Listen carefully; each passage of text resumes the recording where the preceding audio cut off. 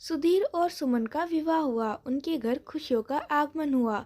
सुशीला देवी, सुधीर की माताजी, अपने इकलौते बेटे के विवाह से बेहद खुश थी।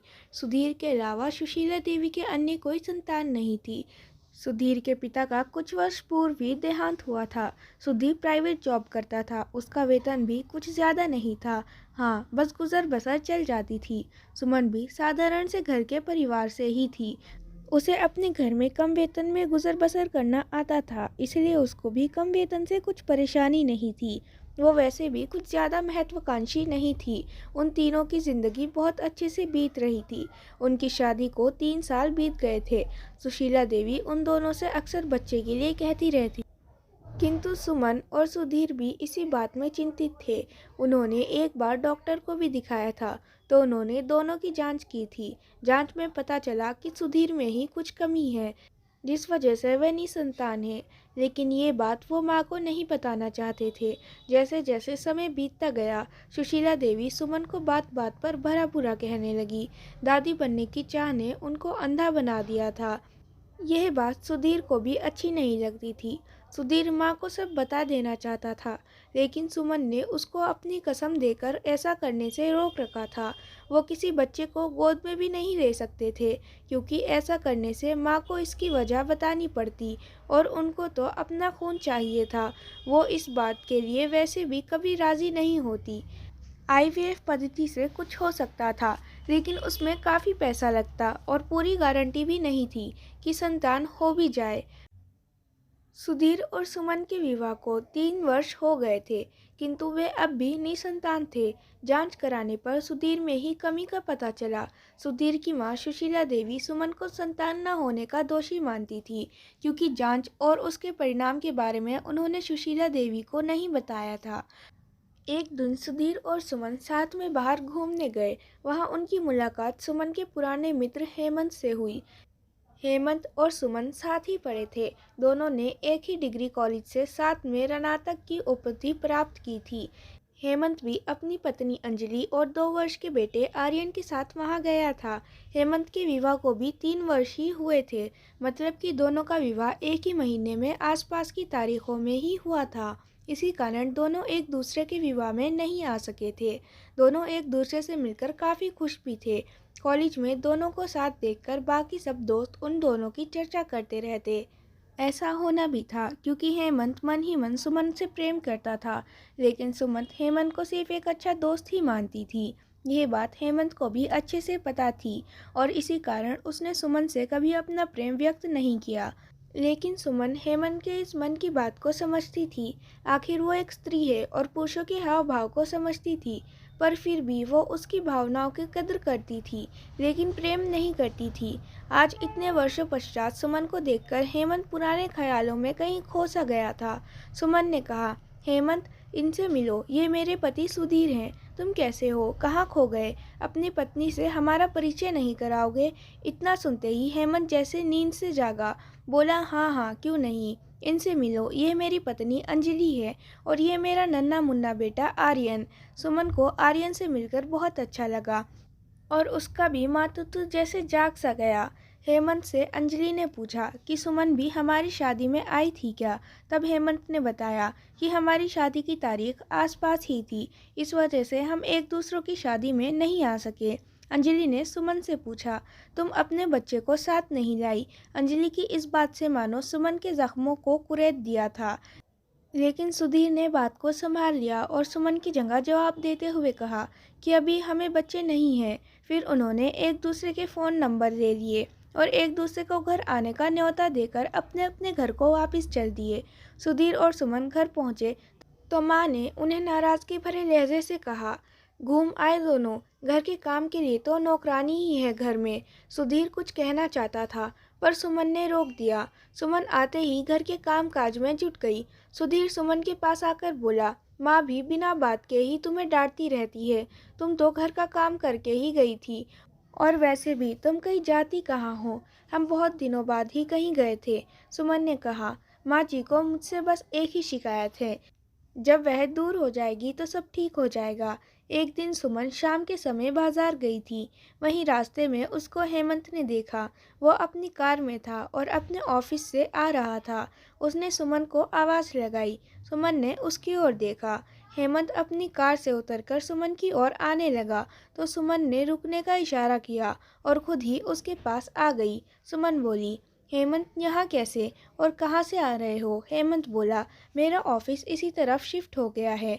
तुम बताओ, तुम कैसी हो? उस दिन के बाद तो तुमने बात भी नहीं करी।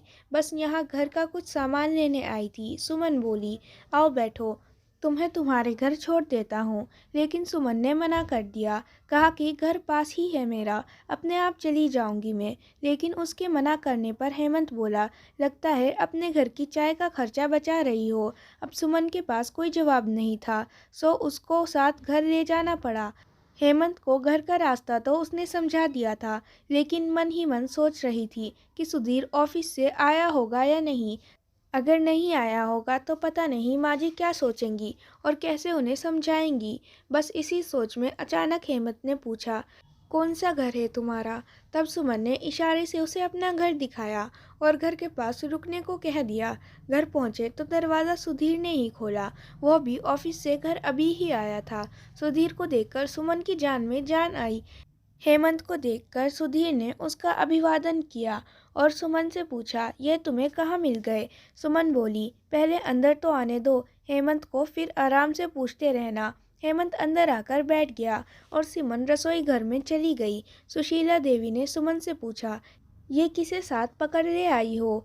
उनकी बात सुनकर सुमन बोली, ये मेरे कॉलेज के मित्र हैं, बस रास्ते में ही मिल गए और मुझे घर छोड़ना यहाँ आ गए। बहू की बात सुनकर वह बोली, अब हमारे घर की बहू हो। ये मर्दों से दोस्ती की कहानियाँ यहाँ नहीं चलेंगी। पराए मर्दों से कोई दोस्ती नहीं होती, समझी? एक औलाद दे नहीं सकी और चली है मर्दों से दोस्ती करने।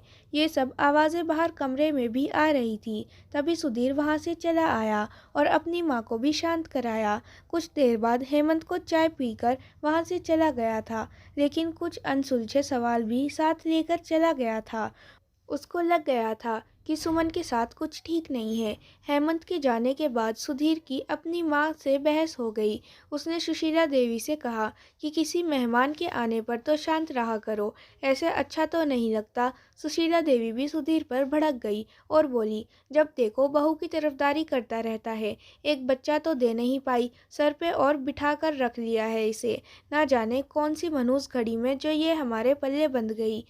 इससे तो अच्छा है इसको तलाक देकर दूसरा विवाह कर ले। इतना कहकर सुशीला देवी गुस्से में अपने कमरे में चली गई। इधर अपने कमरे में रोते रोते दोनों माँ बेटे की बहस सुमन भी सुन रही थी, लेकिन अपने संस्कारवश कुछ नहीं कह सकी। फिर सुधीर की सुमन के पास आकर उसको समझाने और चुप कराने में लग गया। इधर हेमंत भी कुछ परेशान सा चेहरा लिए अपने घर आ पहुंचा।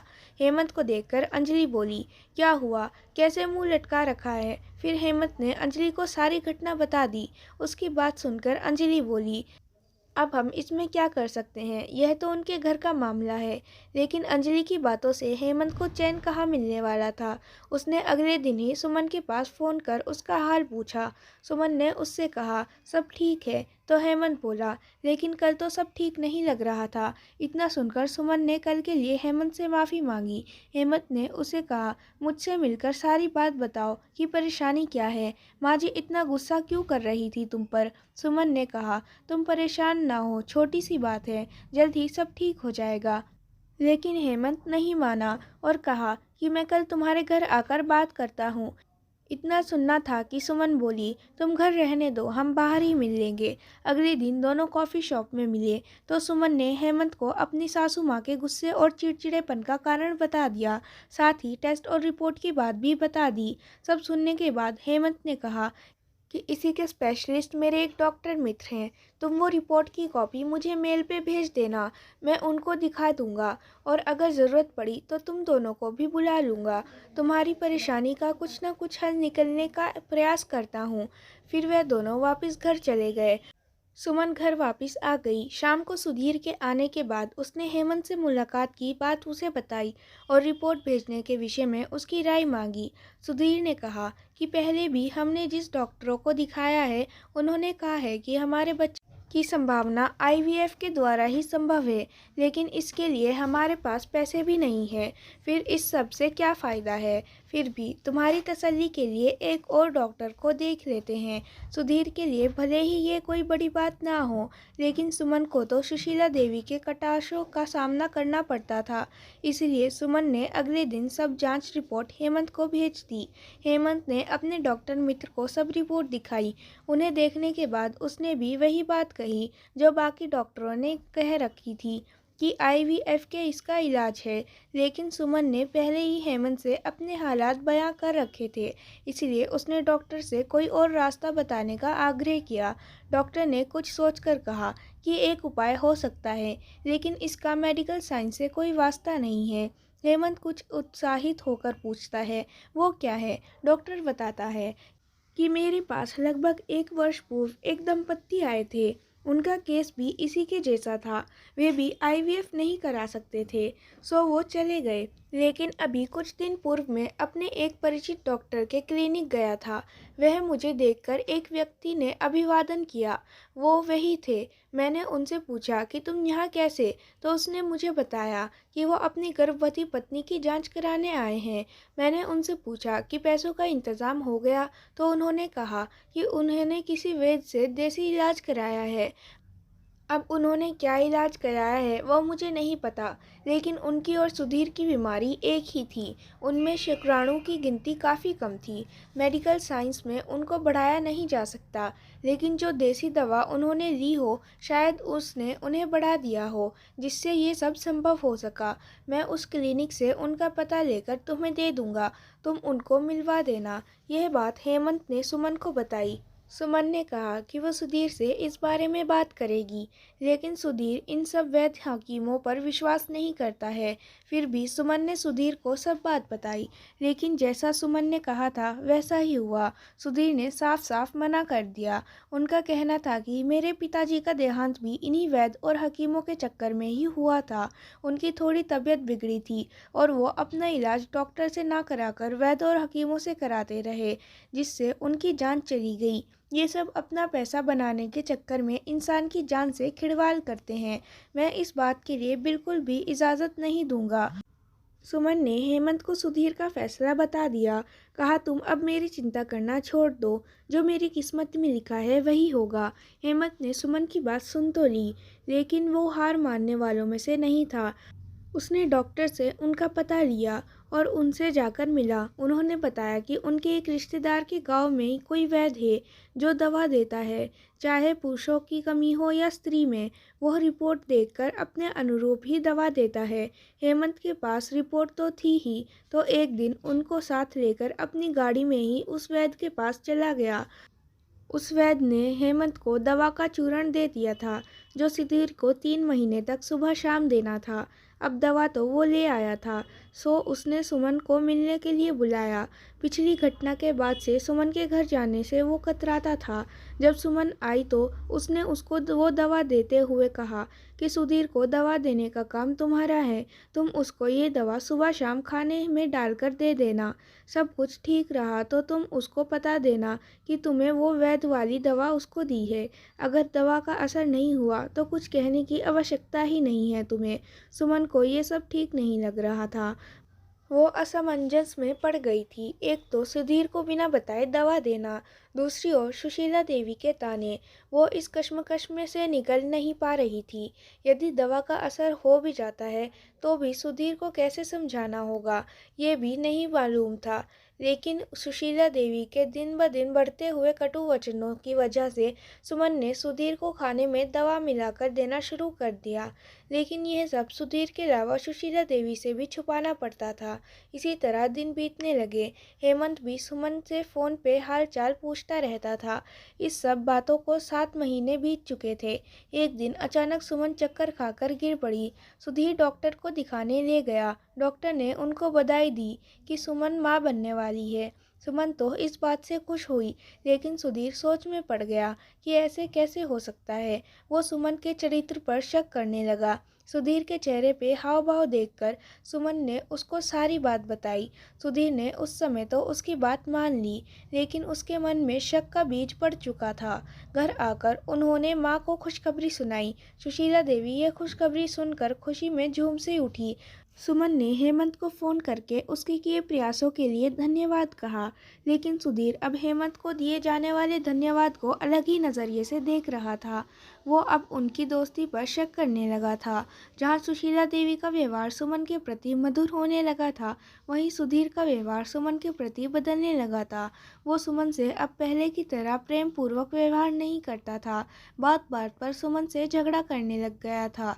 सुमन अब सास के तो करीब हो गई थी, लेकिन उतनी ही पति से दूर हो गई थी। सुमन ने एक पुत्री को जन्म दिया। उसकी सास बच्चे के जन्म से बहुत ही खुश थी, लेकिन सुधीर के मन में पड़ रहा शक उसकी खुशियों पर हावी हो चुका था। वो अंदर से बिल्कुल भी खुश नहीं था, यहाँ तक कि वो अपनी पुत्री को भी देखने नहीं आया। सुशीला देवी अब सुमन को अपनी पलकों पर बिठाकर रखती थी, लेकिन सुमन अब सुधीर को फूटी आग भी नहीं सुहाती थी। रोज रात सुधीर नशे में धुत घर आता था और सुमन से झगड़ा करता था।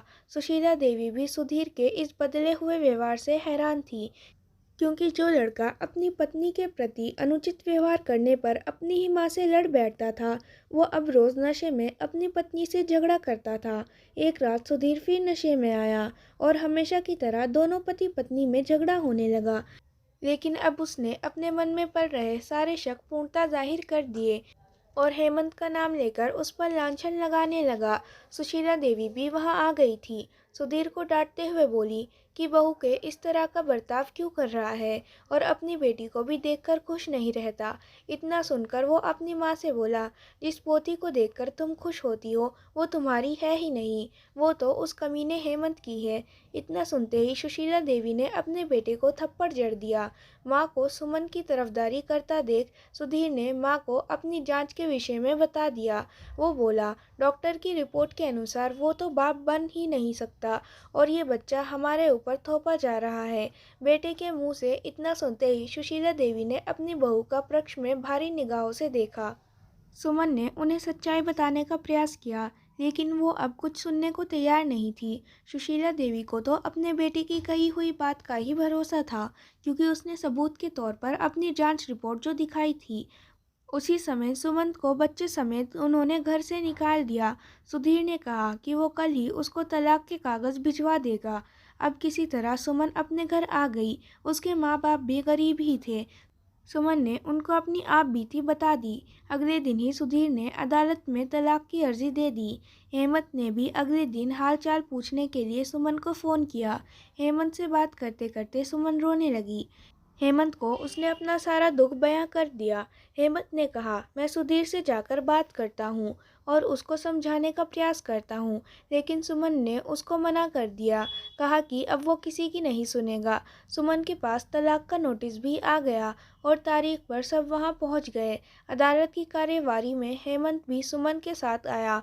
उसको आया देखकर सुधीर को गुस्सा तो आया, लेकिन सबके सामने अपना गुस्सा पी गया और कुछ कह ना सका। अदालत की कार्यवाही शुरू हुई तो सुधीर ने तरह तरह के लालचन सुमन पर लगाए और तलाक के कारण भी यही बताया कि यह बच्चा उसका नहीं है। जब सुमन से पूछा गया तो उसने देसी इलाज वाली सब बात बता दी, लेकिन अदालत में तो सबूत ही चलते हैं जो सुमन के पास नहीं थे, क्योंकि कानून में मेडिकल साइंस की ही रिपोर्ट मानता है।